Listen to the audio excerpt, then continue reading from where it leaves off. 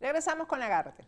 Si quieres hacer una cita con el mejor estilista del sur de la Florida, que es Calogero Tramonte, hazla a través de su página web, que es tourred.com. Aunque siempre recomiendo mejor la aplicación de Calogero, que es el Tourred, porque por la aplicación le puedes hacer seguimiento a todos los tratamientos que te hagas con Calogero.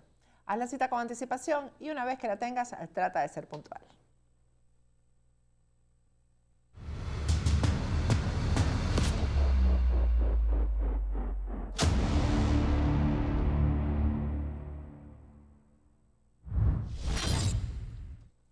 Regresamos con Agárrate y vamos a hablar con nuestro abogado de inmigración, Jesús Reyes. Hoy hay muchísimos temas importantes que conversar con él. ¿Cómo estás, Jesús? Buenas noches. Bien, bien, gracias a Dios. Aquí con un poquito de gripe, pero bueno, aquí estamos, contentos de compartir contigo, con todas las personas que nos siguen. Y como dices, Patricia, bueno, mucho pasando en inmigración.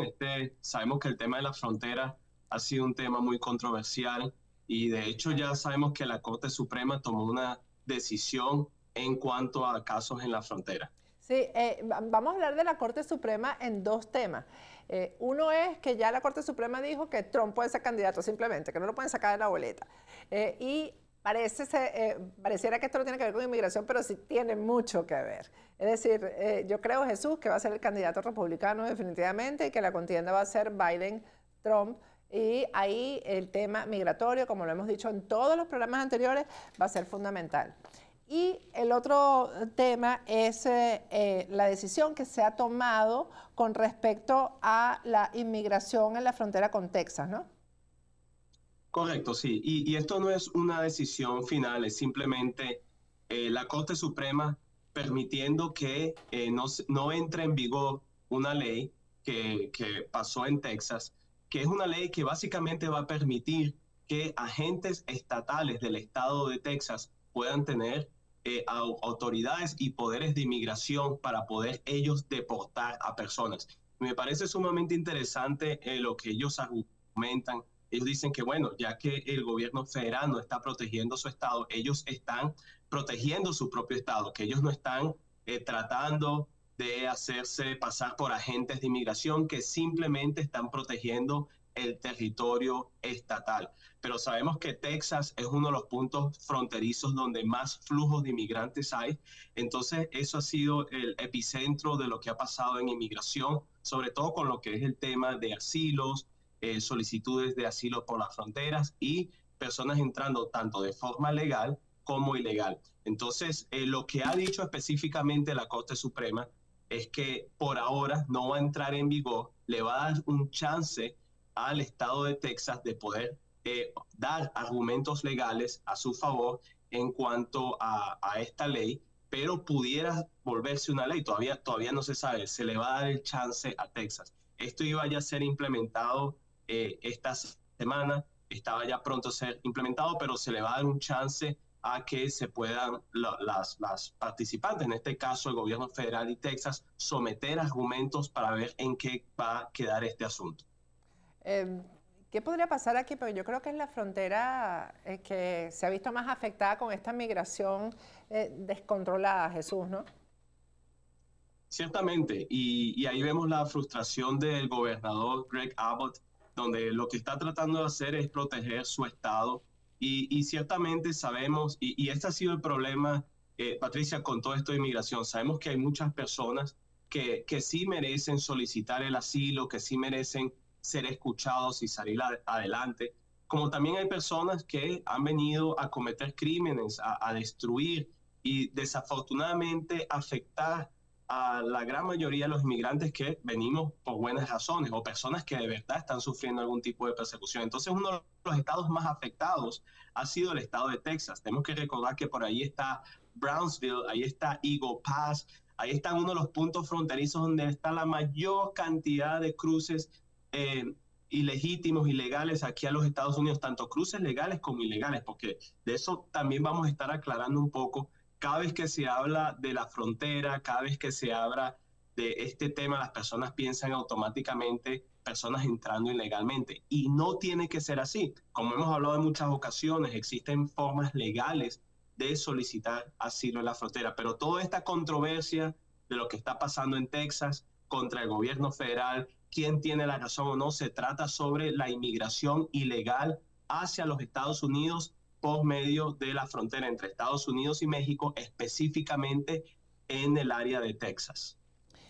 Jesús, hablando de otros temas, pero que también obviamente tiene que ver con la frontera, hay actualizaciones sobre la aplicación CBP One. ¿De qué se trata esto? Primero vamos a contarle a la gente qué es la aplicación CBP One. Sí, y ahí va justamente con lo que estamos hablando ahorita en cuanto a la inmigración legal y inmigración ilegal. Existe una forma legal de ingresar a los Estados Unidos por la frontera. Y eso es por un puerto de entrada o punto fronterizo, y habiendo la persona bajado una aplicación que se llama CBP One o CBP1 en inglés.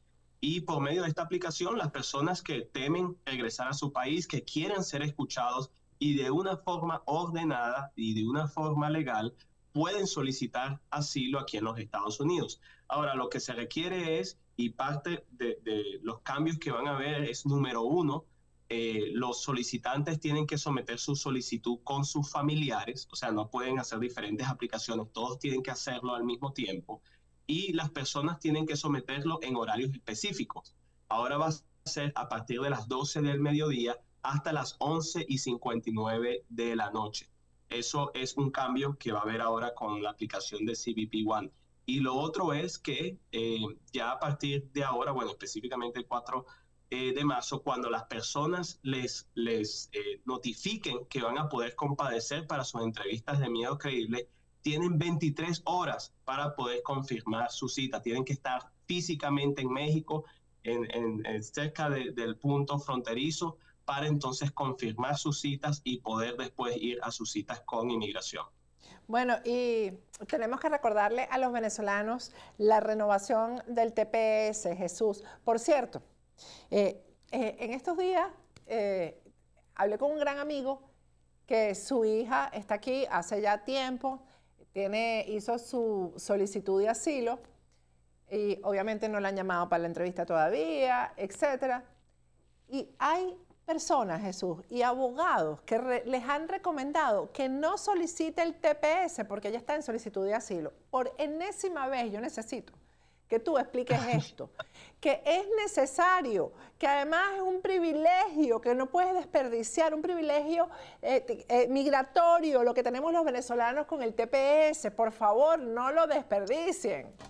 100%, o sea, es un estatus legal definido bajo las leyes de inmigración. Ni siquiera el asilo lo es. El asilo, para los que a veces las personas se confunden un poco y quizás, y con todo el respeto, quizás algunos abogados también, cuando le dicen a sus clientes, no, pero ya estás en asilo, estás en un estatus legal. El asilo no es un estatus legal, el asilo es simplemente una protección temporal que ofrece el gobierno, lo que es la solicitud de asilo, no el asilo ya otorgado.